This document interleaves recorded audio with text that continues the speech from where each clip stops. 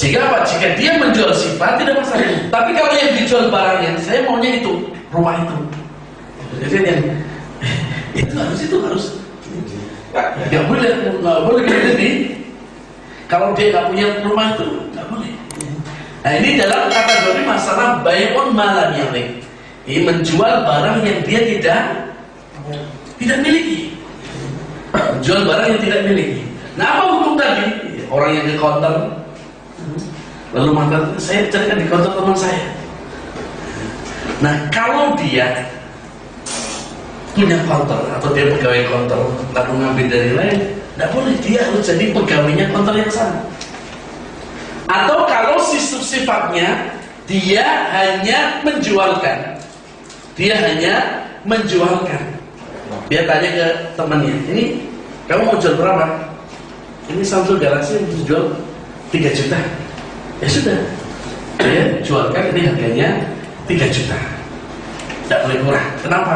Teman saya bilangnya 3 juta. Maka dia kembalikan uangnya 3 juta. Nah, perkara nanti dikasih fee, tidak masalah. Tapi dia tidak boleh menentukan harga sendiri. Kenapa? Karena barang itu bukan miliknya. Karena barang itu bukan miliknya. Ini salah satu contoh. Jadi di antara buyur, di antara jual beli yang terlarang adalah satu, jika jual beli itu memiliki unsur gharar. Bukan gharar. Gharar kan penting. Ini gharar. Gharar artinya adalah sesuatu yang adanya ketidakjelasan. Satu, bisa jadi tidak kejelasan karena akadnya, nggak jelas. Dua, bisa jadi tidak jelasnya itu karena dari segi barangnya nggak jelas. Bisa jadi akadnya nggak jelas, bisa jadi barangnya tidak jelas, bisa jadi pembayarannya tidak jelas. Contoh yang pertama, contoh unsur gharar adanya ketidakjelasan dari segi akadnya. Misalkan orang jual satu cash, satu kredit. Ini saya beli ini, tapi mau cash atau kredit ini nanti pokoknya saya berjalan. Oh tidak boleh, tidak boleh, harus jelas. Kalau misalkan saya mau cash, kalau cash harganya 10 juta, kalau kredit harganya 20, itu jelas. Kenapa? Rasulullah SAW melarang jual beli dalam dua akad.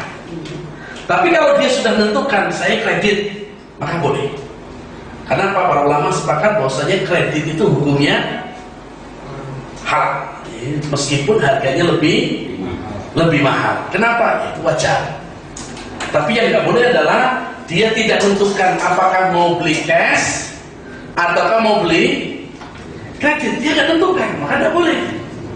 Dia harus tentukan mau cash atau kredit. Kalau sudah cash ya cash, nggak boleh di tengah jalan dia ambil kredit.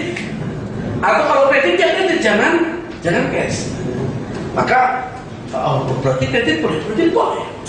Yang tidak boleh itu kalau kredit lalu kemudian ada tunggakan dia tidak bisa bayar dalam 1 bulan, lalu didenda. Nah, dendanya itu yang namanya riba jahiliyah. Riba jahiliyah, dendanya itu yang riba.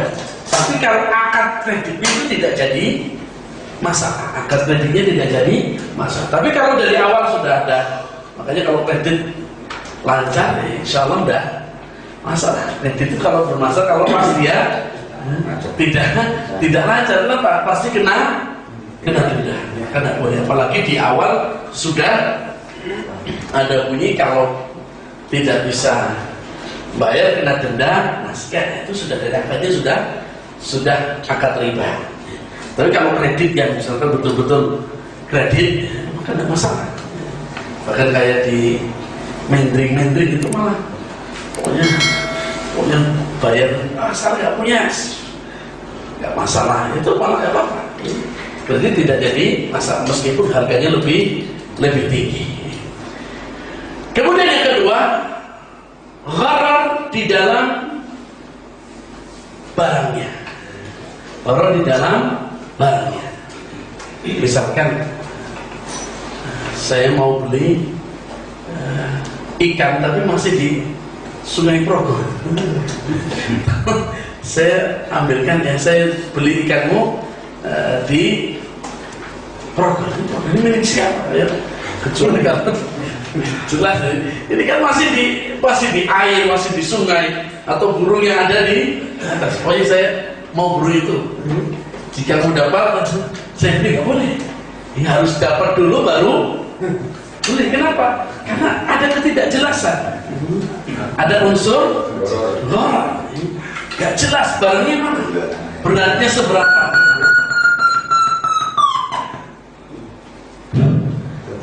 Beratnya seberapa? Maka apakah termasuk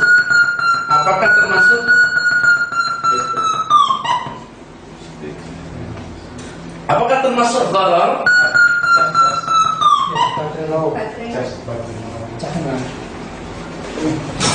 Enggak. Ini.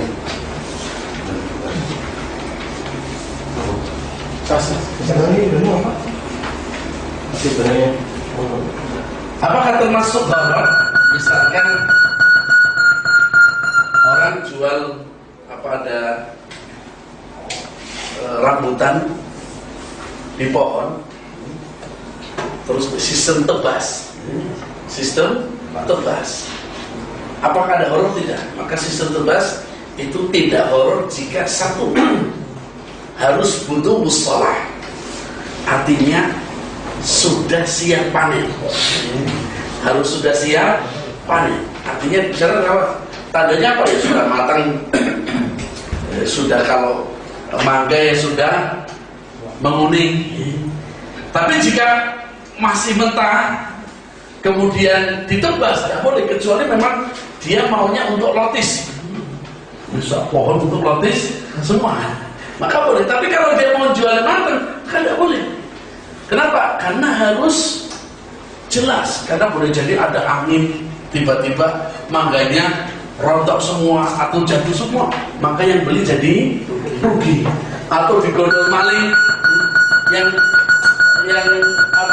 jual, yang beli jadi rugi. Atau ketika masih penting, kelihatannya sedikit, begitu panen ternyata jadinya besar-besar, yang rugi yang jual. Tapi kalau sudah matang, maka tidak masalah. Asal yang kedua, selain sudah butuh misalah, maka yang kedua syaratnya adalah dia harus ada ahli taksir. Harus ada ahli taksir. Karena ada orang yang subhanallah, ini bukan sihir, bukan dukun juga, tapi ada orang yang pintar melihat, ini paling jatuhnya 3 bintang. Jadi orang punya keahlian, bukan dia dukun, tapi punya feeling ya, feeling yang kira-kira ini jatuhnya 3 kintal. Dan kalau ditimbang 3 kintal atau kurang atau sedikit, ya hasilnya kisahnya tidak terlalu banyak. Itu namanya ahli taksir. Nah, jika ada ahli taksir dan juga sudah matang, maka hukumnya boleh. Kenapa? Karena hilanglah unsur ghararnya, ketidakjelasan. Jelas aja. Sekarang apa? Karena kali jadinya sekian. Kemudian sekarang bagaimana kalau yang dipanen itu di dalam tanah? Kayak telo. Harus dicabut dulu. Maka kata para ulama, sebagian mengatakan tidak boleh kalau yang tidak tampak. Tapi sebelum makan boleh, asal dicabut dulu. Salah satunya mungkin yang kanan, kiri, depan, belakang, tengah, samping diambil. Dilihat tanah luasnya berapa, maka kemudian ditaksir, maka dibolehkan jika ada seperti itu. Jadi ini kenapa? Karena di dalam kaidah jual beli yang terpenting adalah jual beli yang haram dikarenakan ada unsurnya gharar.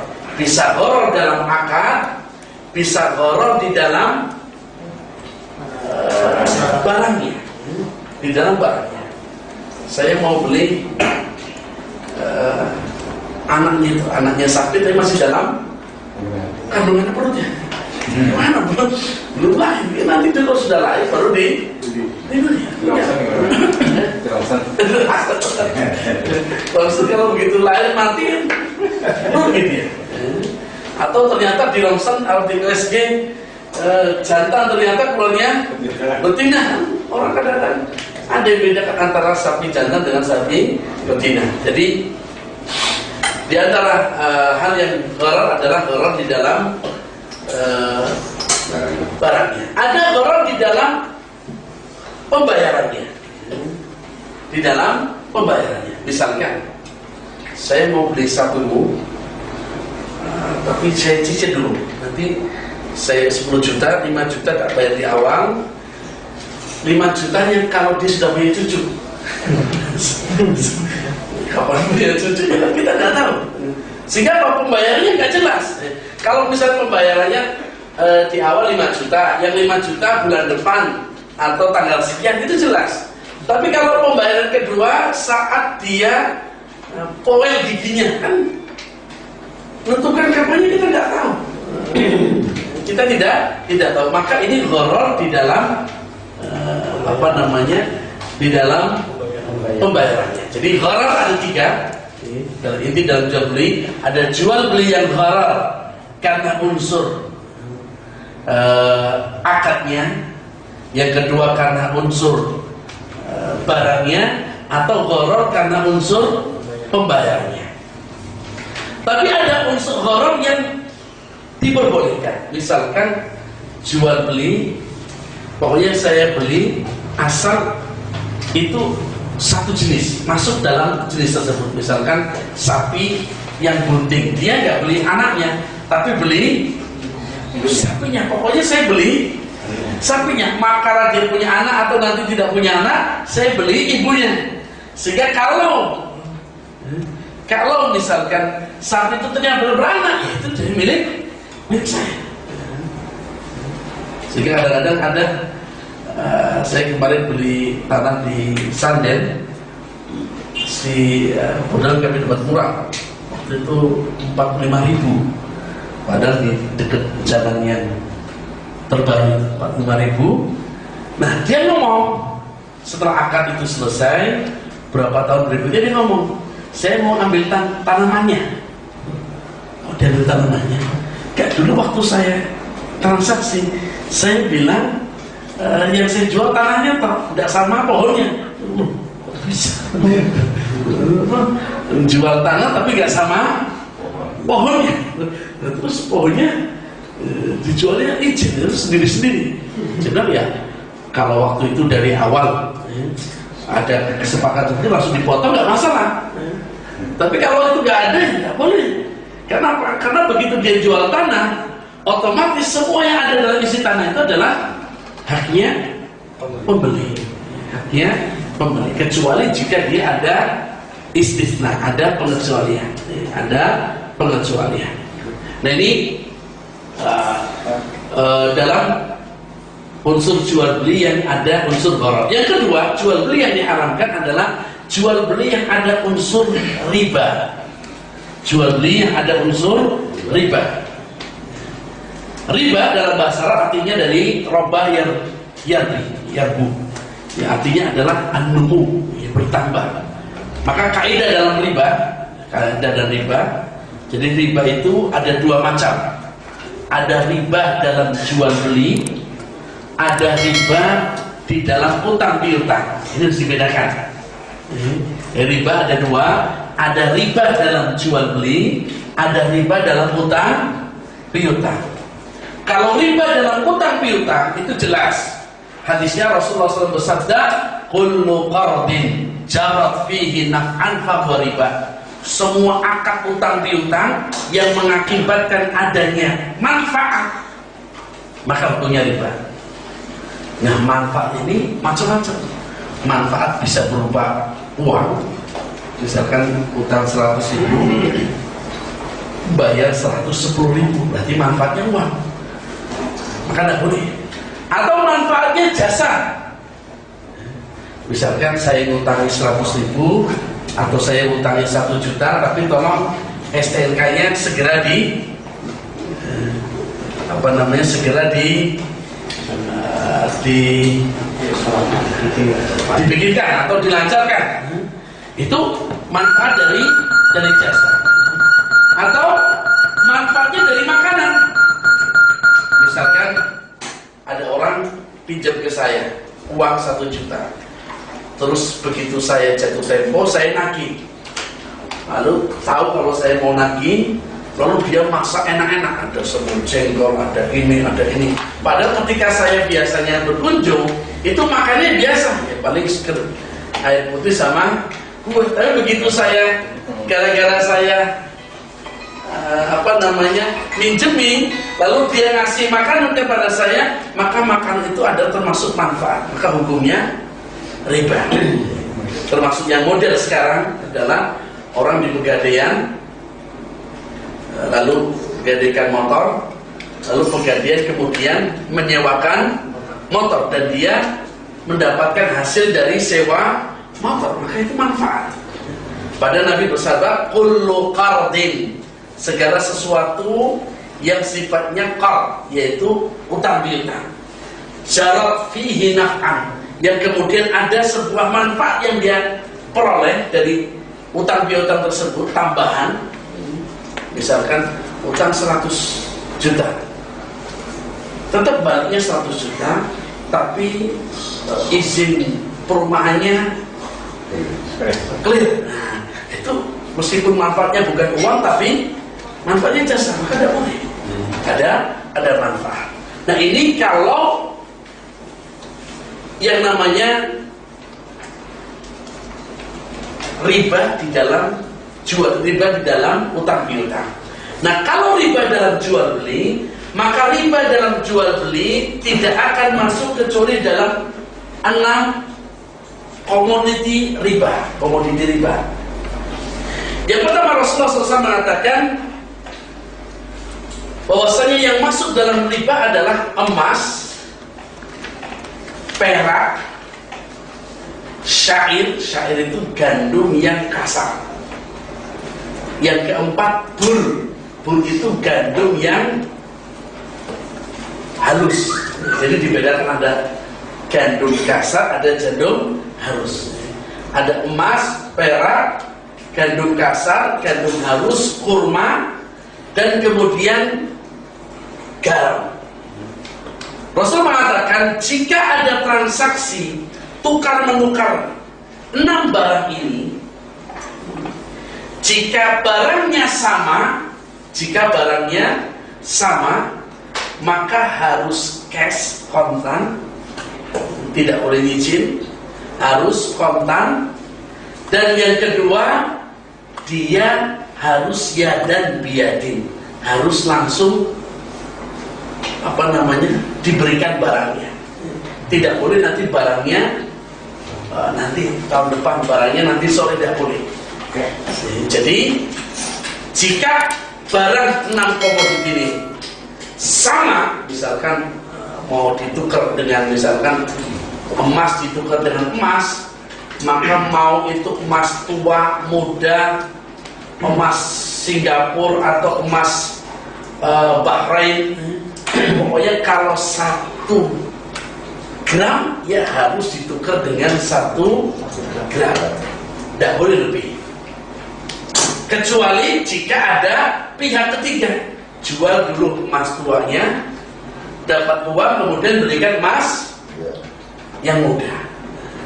Tapi jika langsung tidak ada pihak ketiga, maka harus sawat, harus sama, harus misalkan 1 gramnya harus ditukar 1 gram, kemudian harus yadan biyadin, harus kontak, langsung emasnya sini, emasnya sini.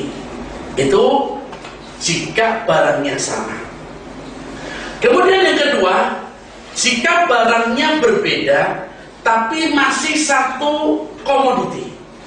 Nah, tadi kita sebutkan emas, perak, yang kemudian yang keempat makanan. Yang 2 ini adalah alat tukar. Yang ini 4 berikutnya ada gandum kasar, gandum halus, kemudian kurma, dan garam. Nah, jika dia emas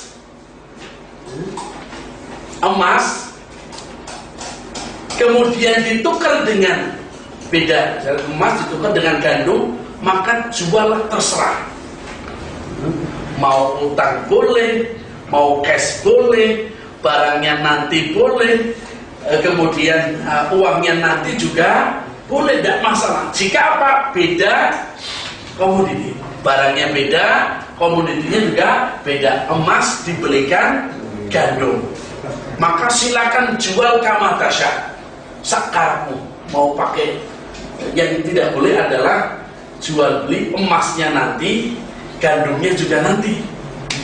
Berarti nggak ada transaksi. Ini jual beli utang dengan utang, karena jual beli itu ima barangnya dulu baru uangnya, atau uangnya dulu baru barangnya, atau barang dan uangnya sekaligus langsung. Itu boleh. Tapi kalau uangnya nanti, barang juga nanti, maka tidak boleh. Ini jual beli utang dengan barangnya nanti, uangnya juga nanti. Nah, yang ketiga, jika bendanya ini, barangnya itu adalah satu jenis, misalkan makanan. Tadi gandum kasar dengan garam. Dia sudah beda antara gandum dengan garam. Tapi apa? Dia masih satu komoditi.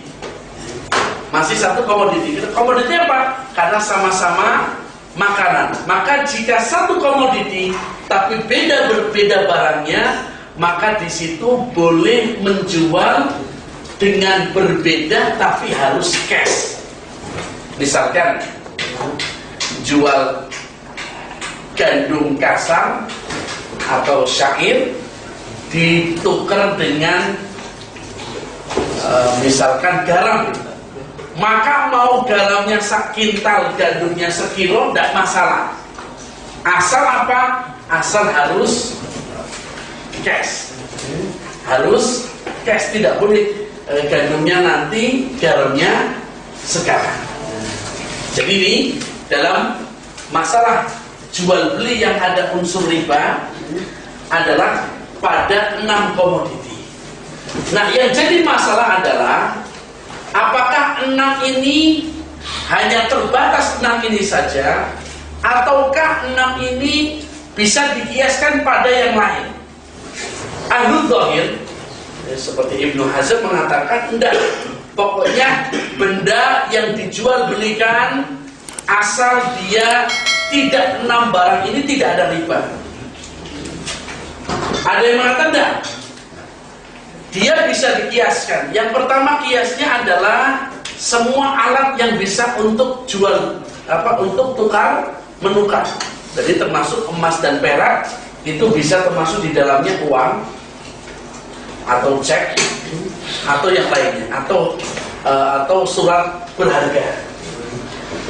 Kenapa? Karena itu termasuk alat tukar menukar.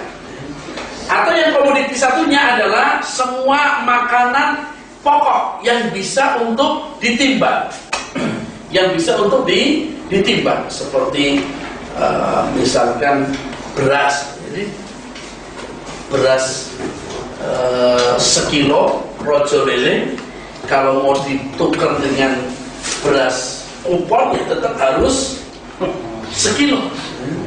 Kalau mau ya tukar dulu, jual dulu beras rojo lelenya ke orang lain, dapat uang baru berikan beras kuponnya. Tapi kalau langsung maka harus sama. Kenapa? Sama jenis, sama komoditi. Ini dalam masalah contoh jual beli yang ada unsur ribanya. Jual beli yang ada unsur ribanya. Jadi yang pertama, jual beli intinya adalah jual beli itu hukumnya halal.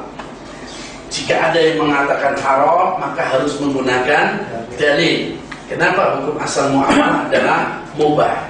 Yang kedua, dalam jual beli yang ada hukumnya haram adalah pertama, jual beli yang ada unsur gharar. Kedua, jual beli yang ada unsur riba. Kemudian jual beli yang ada unsur maisir, yaitu judi. sekarang marak apa namanya jalan sehat, bayar 20.000 door prize-nya mobil Avanza. Apa bedanya dengan orang beli togel? Beli togel 10.000, nanti keluar dapat 10 juta. Tidak ada bedanya. Lalu bagaimana hukumnya orang yang jalan sehat, pit-pitan, bareng, hukumnya apa? Maka dia boleh dikatakan sebagai acara yang halal jika apa? Jika tidak membayar. Jadi jika gratis boleh halal. Tapi kalau bayar, seandainya bayar dibolehkan asal jelas. Yang jelas apa? Yang jelas uang pembayaran itu tidak boleh untuk door prize. Jadi uang pembayaran dari itu dikumpul panitia untuk beli makanannya, atau beli kaosnya, atau beli apa. Tapi kalau untuk hadiah maka tidak boleh. Maka harus saya dulu kalau mau ikut seperti itu nanya, ini ada sponsornya atau tidak? Karena kalau tanpa sponsor, otomatis hadiah itu diambilkan dari uangnya peserta. Dan itu hukumnya haram. Kenapa? Karena ada unsur jumlahnya. Seperti misalkan mancing, bayar 1 juta, ya mesti hukumnya haram. Kemudian jual beli yang hukumnya haram adalah jual beli ketika ada adzan Jumat. Jual beli ketika adzan Jumat, maka ini jual beli yang diharamkan.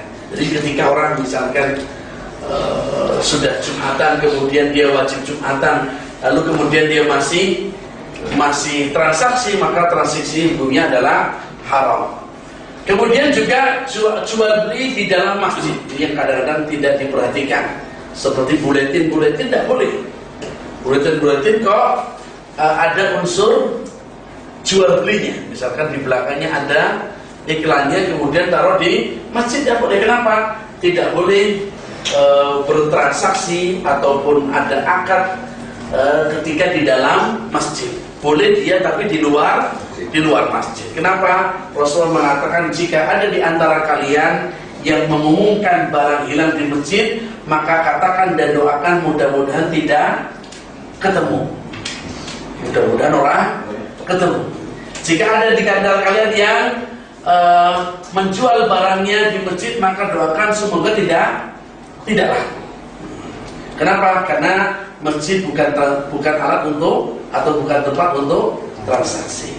Demikian Bapak Ibu muliakan untuk dasar-dasar dari ilmu muamalah. Kalau mau dibahas sangat panjang sekali, tapi intinya bagaimana seorang yang berbisnis harus punya etika, pertama etika adab, etika akhlak, dan kemudian etika bahwa dia harus tahu tentang ilmu-ilmu dasar dalam jual beli, seperti yang dikasuskan oleh Imam Malik. Beliau mengusir orang yang berjualan karena dia tidak tahu tentang ilmu jual beli.